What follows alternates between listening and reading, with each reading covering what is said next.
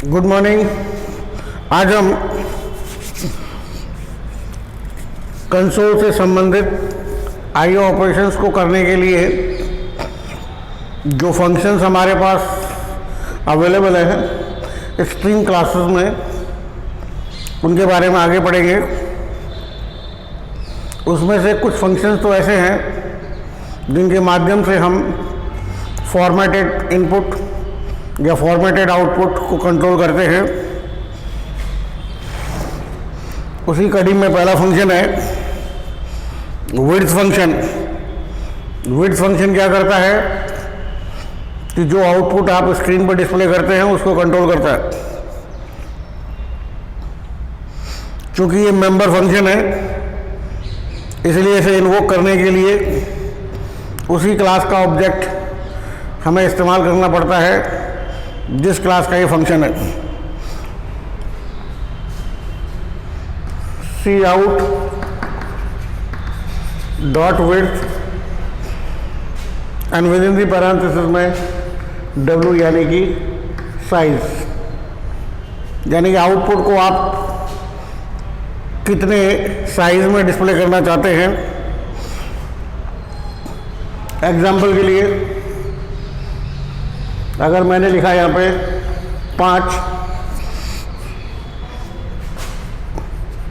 सी out less then मैंने लिखा यहाँ पे 5 for 1 less than double quote में \n, then what will happen,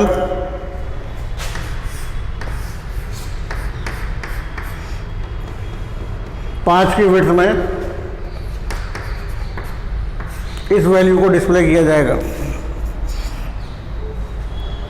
अगर मान लीजिए मैंने यहाँ लिखा हुआ है 12, देन व्हाट विल हैपन, इसके इमीडिएट बाद में 12 आ जाएगा, क्योंकि जो ये फील्ड विड्थ सेट होती है वो सिर्फ एक ऑब्जेक्ट के लिए होती है। अगर इसके लिए भी अपन को विड्थ चाहिए थी तो अपन को लिखना पड़ता सी आउट डॉट विड्थ 5, फिर सी आउट लेस देन 12, तो ये 5 की फील्ड विड्थ में तो ये आता, और अगली 5 की फील्ड विड्थ में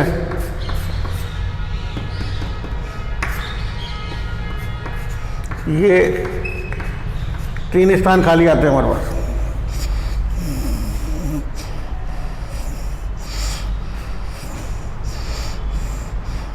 remember that the field width should be specified for each item separately. हर एक आइटम के लिए फील्ड विड्थ अपन को सेट करनी पड़ेगी। इसके बाद अगला एग्जांपल है precision.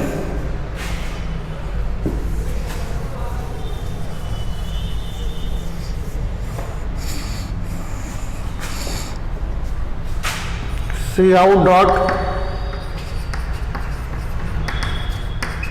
Precision 6,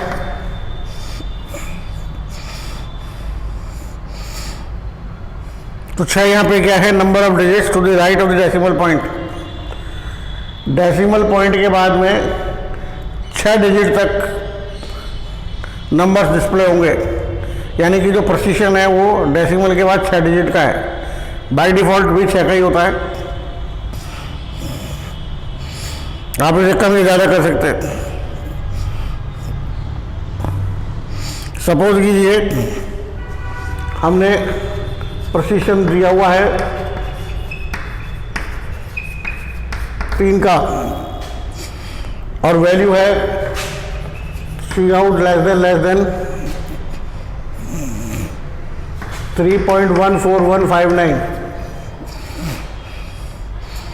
what will happen,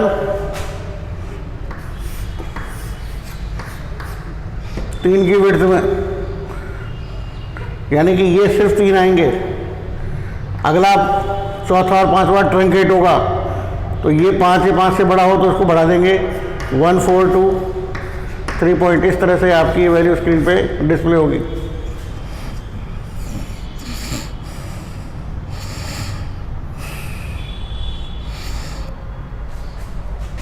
note that unlike the function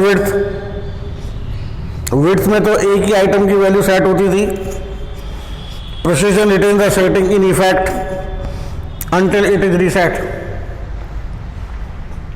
इसमें आपको रीसेट करनी पड़ेगी बार बार अगर चेंज करनी है तो, अदरवाइज ये प्रिसिजन 3 है तो कितनी भी आइटम्स की वैल्यू को आप आगे डिस्प्ले करें, ये डेसिमल के बाद कितने डिजिट डिस्प्ले करेगा, 3 ही करेगा।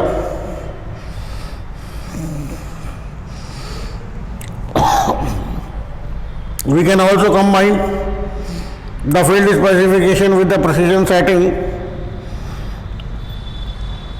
कि हम precision और width दोनों को ले लें। जैसे cout डॉट precision 3 और यहाँ अपन ने और ले लिया cout dot width 5, cout less than 1.2345। तो 5 की विड्थ में टोटल कितनी विड्थ होगी, 5, 1 2 3 4 5, डेसिमल के बाद में 3 डिजिट आएंगे, 5 3 2.1। इस तरह से ये वैल्यू डिस्प्ले होगी।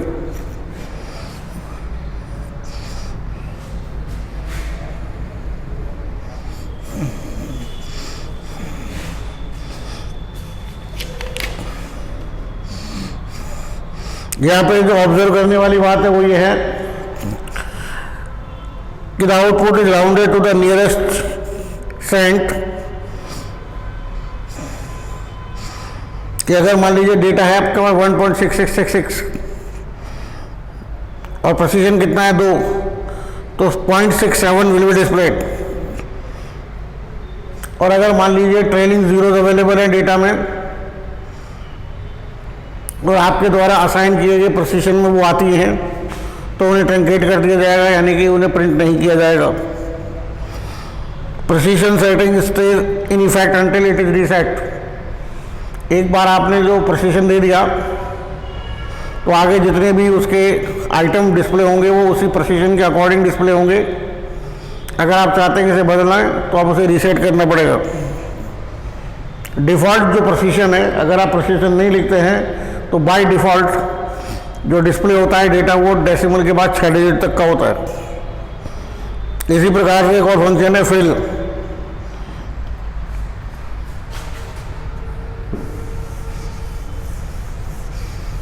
cout dot fill within the parenthesis में स्टार।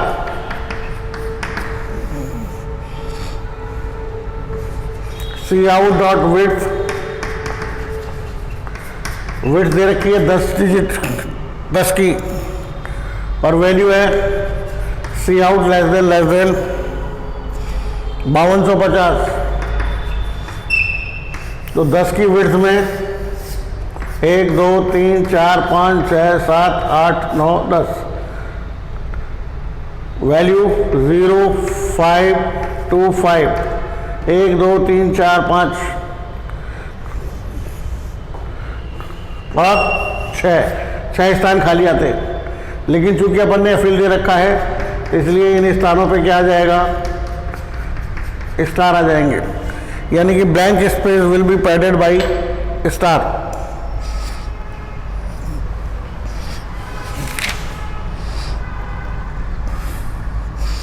इसके बाद आता है formatting flags, bit fields and setup. जैसा कि हमने देखा अभी विड्थ को यूज़ किया था, तो चाहे वो टेक्स्ट डेटा हो चाहे वो नंबर वाला डेटा हो, राइट जस्टिफाइड मैनर में प्रिंट होता है within the field width जो आपने दी है। But it is usual practice to print the text left justified. लेकिन एक सामान्यतः हमेशा जो टेक्स्ट वाला डेटा होता है वो लेफ्ट जस्टिफाइड होता है और डिजिट वाला जो डेटा होता है वो राइट जस्टिफाइड होता है।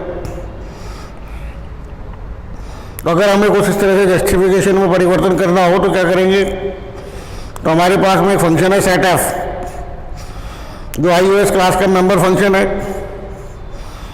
जिसका काम क्या होता है, फ्लैग को सेट करने के लिए काम आता है। cout.setf ARG पैरेंथेसिस में ARG1 ARG2,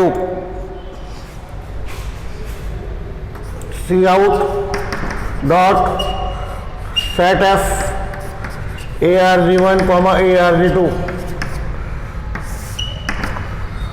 ARG1 क्या है?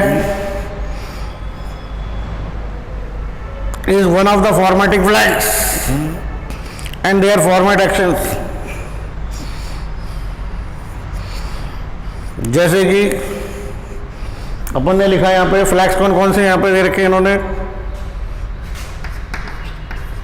iOS colon sign left, iOS colon sign right, iOS colon sign internal, sorry ये कॉलन साइन नहीं है, स्कोप रिजोल्यूशन ऑपरेटर, क्योंकि क्लास से रिलेटेड है।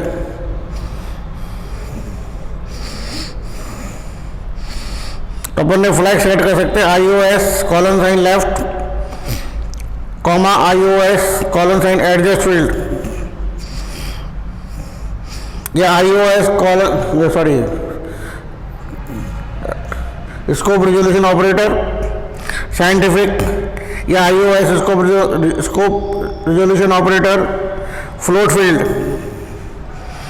एक एग्जांपल लेते हैं अपन,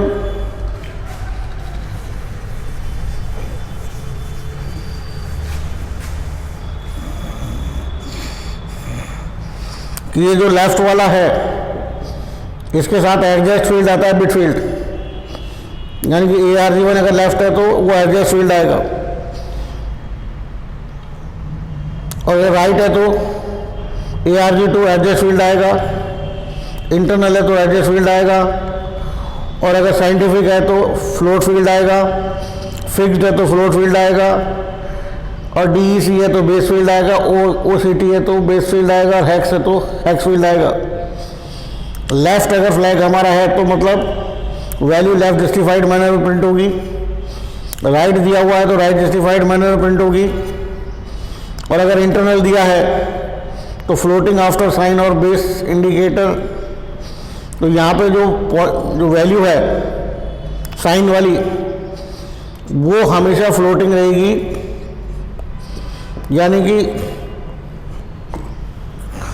वैसे तो नॉर्मली जो लेफ्ट मोस्ट डिजिट होती है उसके इमीडिएट पहले ही प्लस या माइनस का साइन आता है, लेकिन चूंकि अपन ने इसमें इंटरनल सेट किया हुआ है तो जितनी फील्ड विड्थ है उसका जो प्रारंभिक कॉलम है उसके अंदर इसका साइन आएगा, उसके बाद अगर वैल्यू छोटी है तो खाली स्थान आ जाएंगे, फिर डिजिट्स आएंगे। अगर साइंटिफिक है तो साइंटिफिक नोटेशन में वैल्यू प्रिंट होगी, फिक्स्ड है तो फिक्स पॉइंट नोटेशन में प्रिंट होगी, DEC है तो डेसिमल नोटेशन में प्रिंट होगी, और OCT है तो ऑक्टल बेस में प्रिंट होगी, और HEX है तो हेक्साडेसिमल बेस में प्रिंट होगी।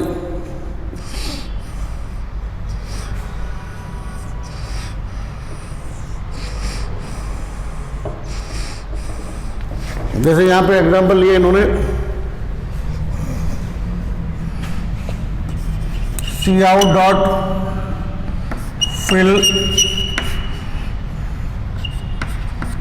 Star, cout.setf iOS scope resolution operator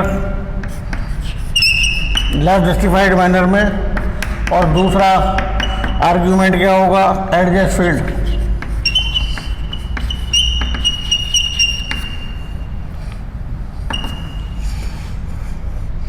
cout.width within the parenthesis 15, cout dot less than table 1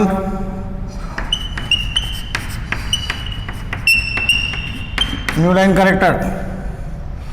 तो क्या होगा, देखिए विड्थ कितनी है 15 की, 1 2 3 4 5 6 7 8 9 10 11 12 13 15 हो गया। जो वैल्यू होगी लेफ्ट रेक्टिफाइड मैनर में, यानी कि इधर से, तो TABLE ब्लैंक स्पेस 1। अब ये खालिस्तान बच गए, लेकिन खालिस्तान की पैडिंग किसके साथ करवाई हुई है इन्होंने? स्टार के साथ। तो यहाँ पर ये स्टार आ जाएंगे।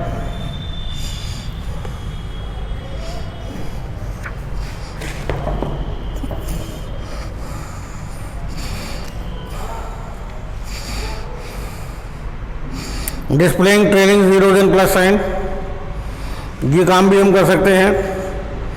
उसके लिए शो पॉइंट फ्लैग का यूज किया जाएगा और प्लस साइन कौन सी पोजीशन पर प्रिंट हो उसके लिए जो फ्लैग यूज होगा वो शो POS होगा।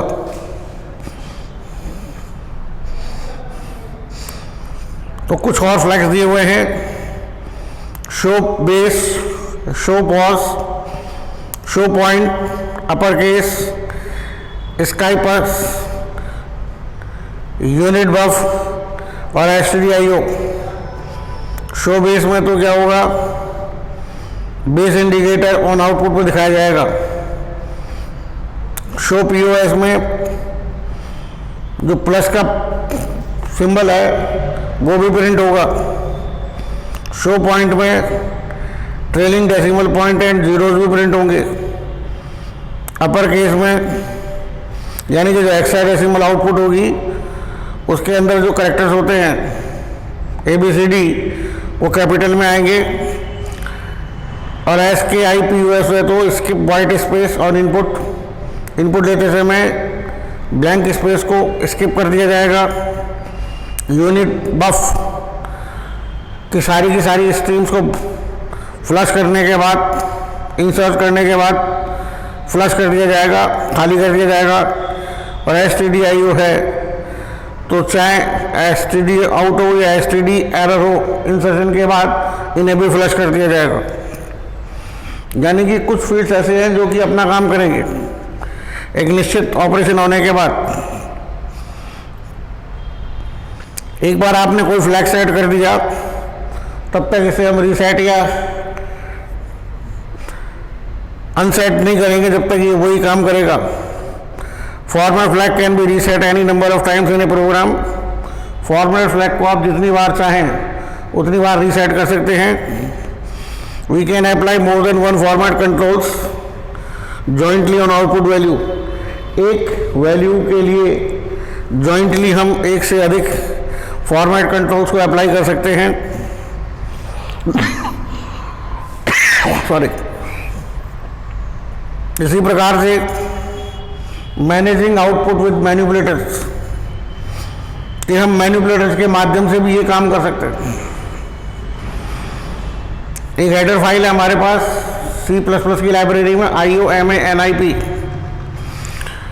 इसके अंदर मैनिपुलेटर फंक्शंस हैं जिनके जरिए हम आउटपुट फॉर्मेट्स को मैनिपुलेट कर सकते हैं। ये भी iOS मेंबर फंक्शन के और फ्लैग्स के अनुसार कार्य करते हैं, यानी कि जो कार्य वो करते थे वो कार्य मैनिपुलेटर भी करेंगे।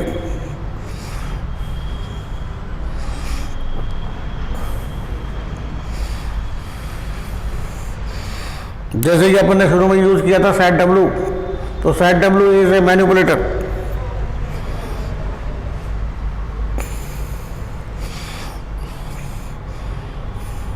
Set position manipulator, set fill manipulator, set iOS flag manipulator है, और रीसेट iOS फ्लैग्स ये भी मैनिपुलेटर है। ENDL end of line double quote में \n लिखते हैं, उसकी जगह ENDL भी लिखोगे तो काम करेगा।